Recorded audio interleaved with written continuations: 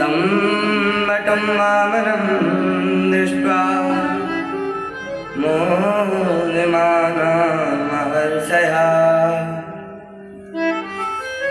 कर्मणि कारयामासु पुरस्कृत्य प्रजापतिम्। आज भगवान अदिति मैया के गर्भ से केवल बामन अंगुल के बटुक ब्रह्मचारी का रूप धारण करके ऋषि कुल में प्रकट हुए। भगवान के प्रकट होने से सब प्रसन्न हो गए कि भगवान का हमारे ऋषि कुल में जन्म हुआ है। उसके बाद सब मिलकर भगवान का यज्ञोपवीत संस्कार करते हैं। तो भगवान के यज्ञोपवीत संस्कार में स्वयं ब्रह्मा जी ने प्रकट होकर अपने हाथों से भगवान को कमंडलू प्रदान किया। माता अदिति ने अपने हाथों से भगवान को कौपीन धारण करवाया और कश्यप जी ने भगवान को अपने हाथों से मेखला धारण करवाई। भूदेवी ने प्रकट होकर भगवान को दिव्य पादुका भेंट करी। सरस्वती मैया ने सुंदर स्फटिक की माला भेंट करी। सप्त ऋषियों ने कुछ आसन भेंट किया। तो आकाश ने छत्र और कुबेर ने भगवान को भिक्षा पात्र भेंट किया। उसके बाद स्वयं अन्नपूर्णा मैया ने प्रकट होकर भगवान को भिक्षा भेंट करी। अन्नपूर्णे सदा पूर्णे शंकर प्राणवल्लभे ज्ञानि वैराग्य सिद्ध्यर्थं भिक्षां देहि च पार्वती। मतलब स्वयं अन्नपूर्णा मैया ने अपने हाथों से भगवान को भिक्षा प्रदान करी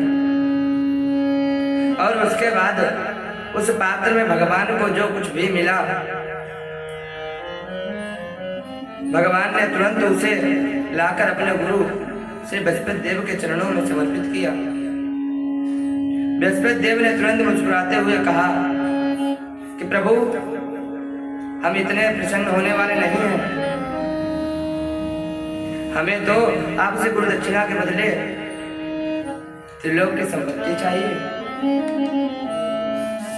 भगवान ने मुस्कुराते हुए कहा, गुरुदेव, वो मैं कहाँ से लाऊं? तो तुरंत बृहस्पति जी ने मुस्कुराते हुए कहा, जाइए राजा बलि के पास और उनसे त्रिलोक की संपत्ति दान में मांग कर ले आइए,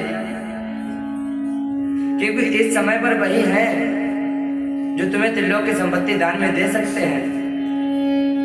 इतना सुनते ही भगवान ने कहा कि जो आज्ञा गुरुदेव। और देवताओं का कार्य सिद्ध करने के लिए भगवान चल पड़ते हैं याचक बनकर राजा बलि के पास।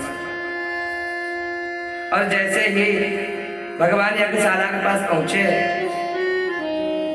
तो भगवान का दर्शन करते ही राजा बलि को ऐसा लगा जैसे करोड़ों सूर्य एक साथ बटुक ब्रह्मचारी का रूप धारण करके सामने प्रकट हो गए। तो भगवान का दर्शन करते ही उनका स्वागत करने के लिए राजा बलि दौड़ पड़ते हैं। स्वागतम ते नमस्तोभ्यं ब्रह्मन् किं करवाम ते ब्रह्मर्षीणां तपः साक्षात् मन्ये तर्यवपुर्धनम्। भगवान राजा बलि महाराज राजा बलि ने हाथ जोड़कर कहा, महाराज स्वागत है, बताइए मैं आपकी क्या सेवा करूं? आपको देखकर मुझे ऐसा लगता है कि जैसे सप्त ऋषियों का दिव्य तेज पुंज ये मूर्तिमत होकर मेरे सामने खड़ा हुआ है। आज आपका दर्शन करके मेरा तो संपूर्ण कुल ही परम पवित्र हो गया और मेरे समस्त पितृगण को सब आपके दर्शन मात्र से ही तृप्त हो गए।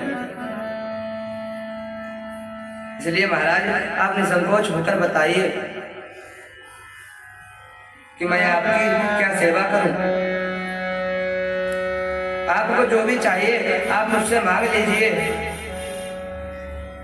ये राजा बलि आपको मना करने वाला नहीं है। आप कहिए तो मैं आपको 2-4 गांव का स्वामी बना दूं, या फिर आपको गाय चाहिए तो आप मुझसे सुंदर सुंदर गाय ले जाइए, और यदि आपको कोई वस्त्र आभूषण की जरूरत हो तो आप मुझसे वस्त्र आभूषण ले जाइए, और यदि आपका विवाह न हुआ हो और आपकी इच्छा विवाह करने की हो तो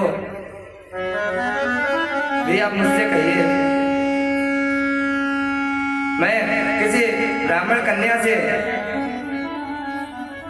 जो बिल्कुल गुणवान है आपकी तरह विवाह कर उससे आपका विवाह करवा दूंगा। इसलिए आप तो अपनी इच्छा प्रकट करिए, मतलब आपको जो भी मांगना हो आप मुझसे मांग लीजिए। राजा बलि की बातों को सुनकर भगवान ने मुस्कुराते हुए कहा, महाराज बलि, मैंने खूब नाम सुना है तुम्हारा,